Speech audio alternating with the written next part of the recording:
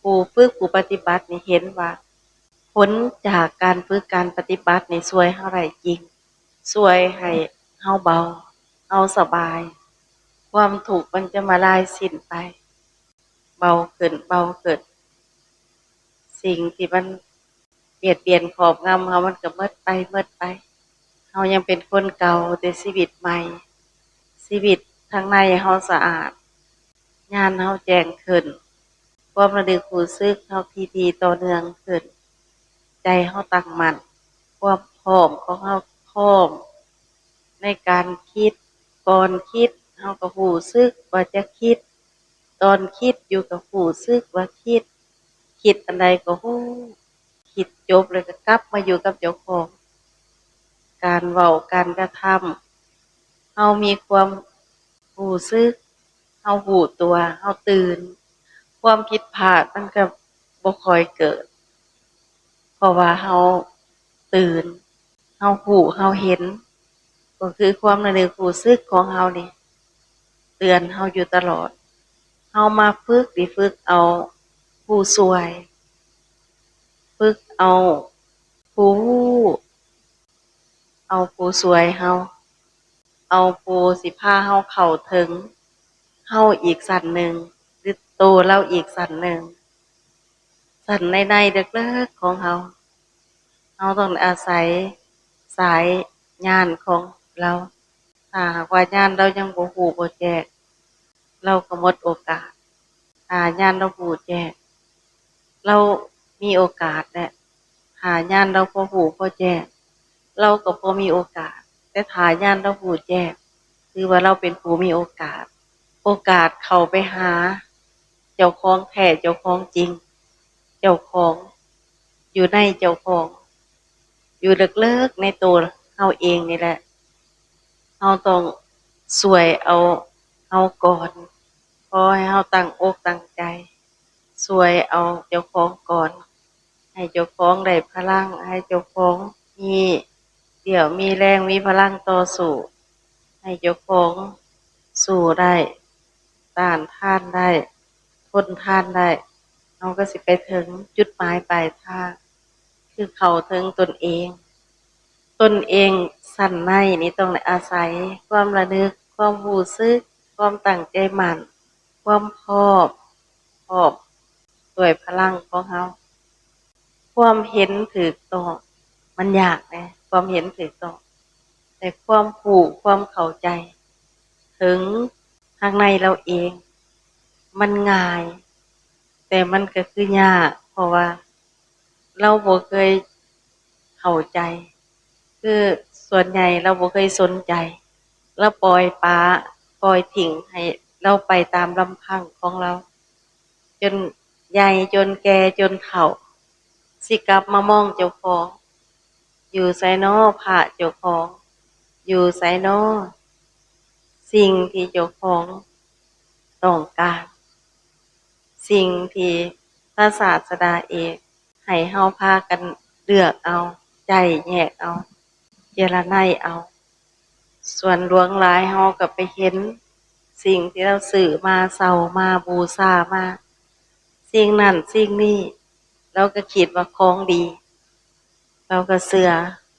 แต่ความเป็นจริงเนี่ยของดีมีแต่อยู่ในกายเจ้าของของดีมีอยู่ในทุกคนก็ต้องได้ค้นเอา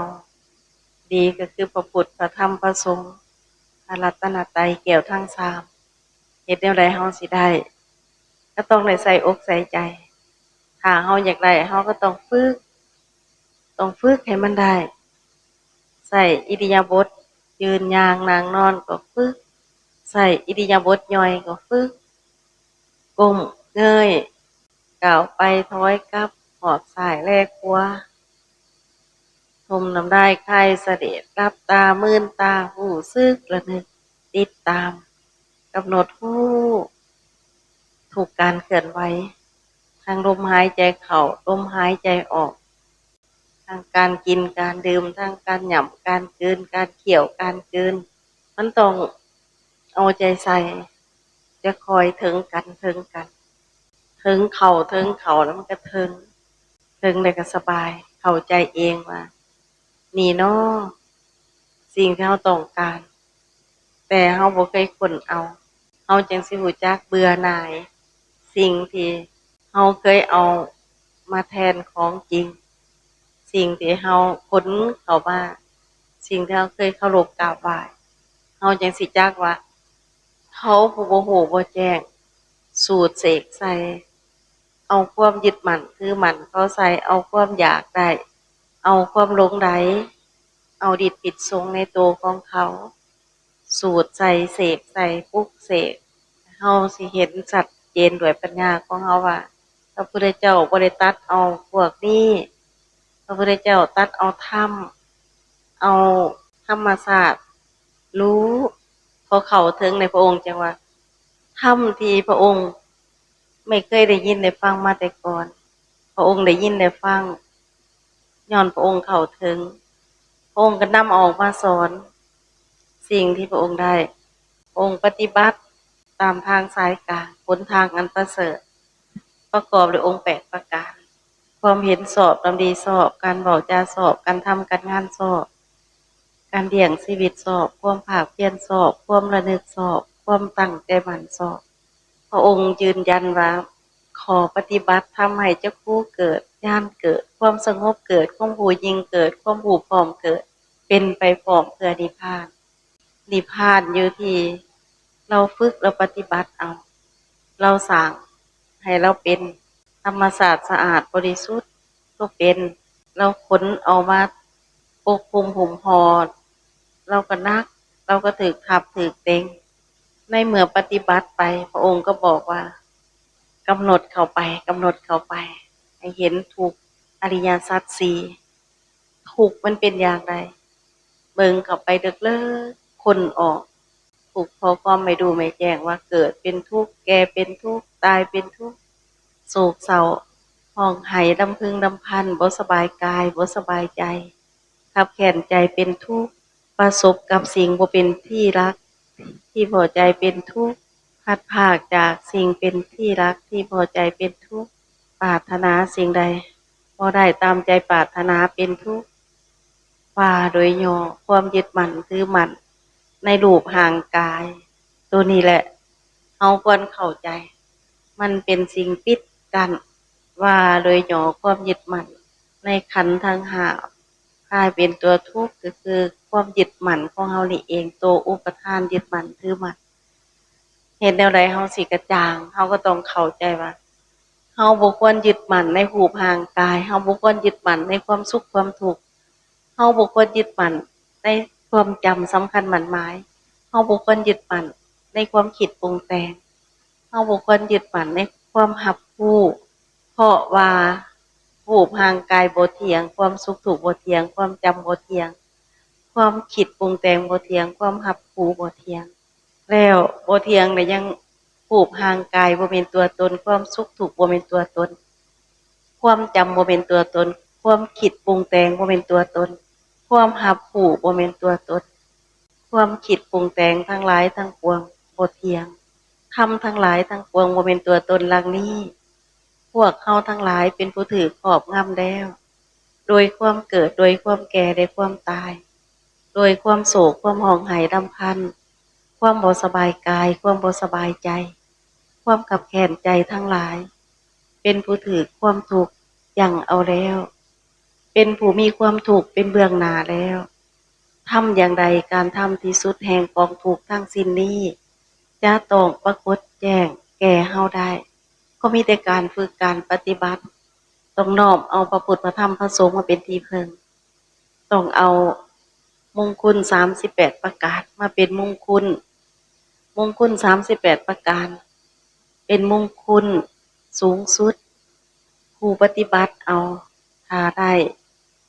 จะเป็นผู้บ่พ่ายแพ้ในที่ทั้งปวง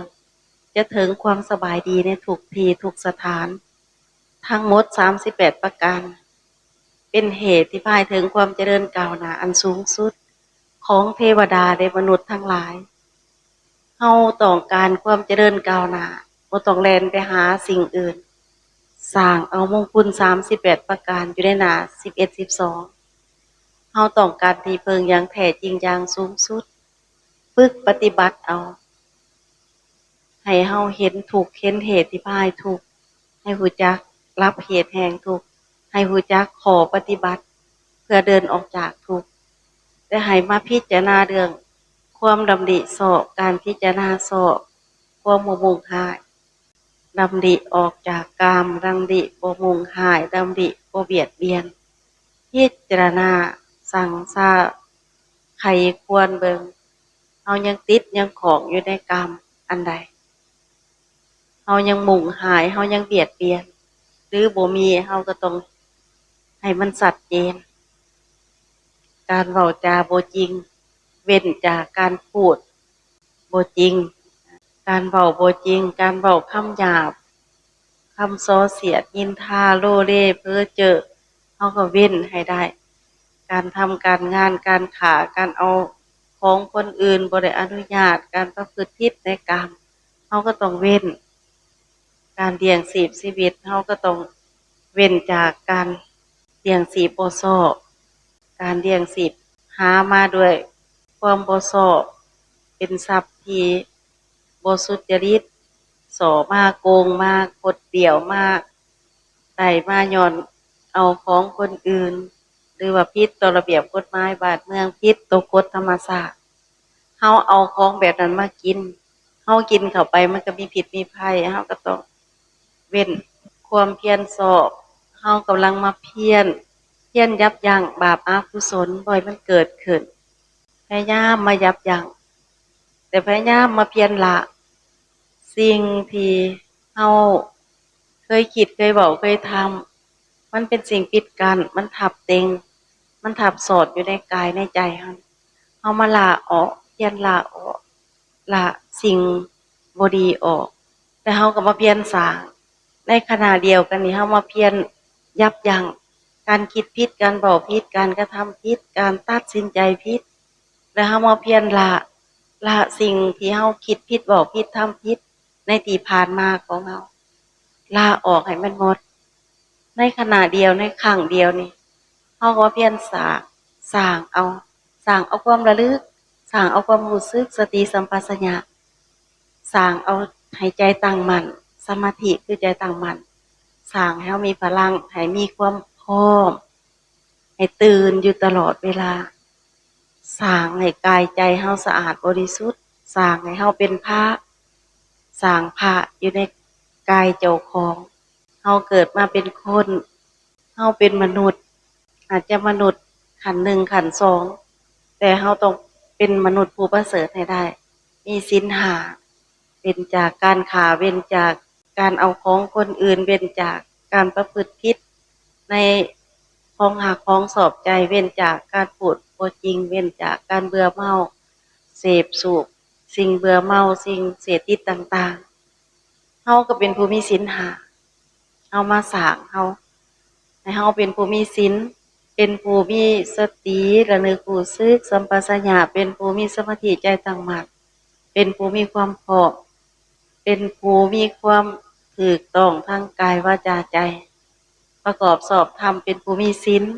ฝึกใจได้เป็นผู้มีปัญญาพิจารณาได้ปัญญาเฮาจะเลิกเฮาจะแก้ไขปัญหาได้ง่ายเฮาจะเคลียร์ปัญหาได้ง่ายอุปสรรคสิมากมายเพียงใดเฮาสามารถตัดออกได้เฮาสามารถยกออกได้ด้วย